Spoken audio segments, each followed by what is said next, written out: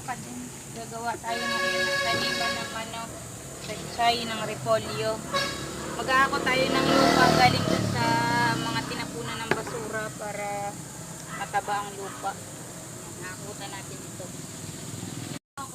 So yun mga kadans, magkukuha tayo ngayon ng lupa. Tayo na palang aming tindahan. Ayan, at palapit na din si mama. At ayan na nga guys, kumuha lang siya ng lalagyan at kukuha na siya dyan ng lupa. Dito namin napili magkuha ng lupa kasi matatagal dito ang mga lupa. Dito nga lang pala ito sa tapat ng bahay namin. Ngayon simula na nga ni mama ang pagkuha ng lupa. Kailangan talaga maraming lupa dito. Dahil dalawa rin ang lalagyan ni mama.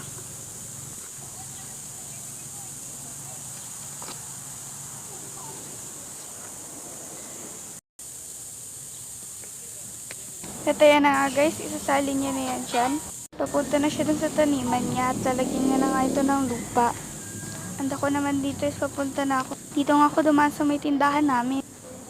Psalm 23 verse 1, the Lord is my shepherd, I shall not want. Linsa! Nga pala si mama dyan, babalik na ulit. Medyo nga napatagal dyan ang punta. Dumi ng ilong mo, tinatry ko Bebs! ng alaga naming aso. Yung nga, dumi-dumi ng ilong niya dyan. Sigma! Kasi sanay talaga to pag tutumata. Itinatakluban niya rin. So yun nga, nakita ko dyan si mama yung napalakal. Kasi may kachismisan. At uli. At sari-sari stores. Tour muna tayo ngayon. Diyan nga pala kalagay yung mga chichirya namin yan. And then kung makikita nyo may sponge din kami. Diyan naman sa baba, dyan nakalagay yung mga sabon namin. Yan, dyan kami palagi umuupo. Kapag sinong bantay, ito nga pala yung mga itlog na tinitinda ni mama. At yan nga pala yung mga gulay namin yan. May pansit pa to, pati yung mga tuyo na yan, yung chicharon. And then yung mga biskwit namin. Yan.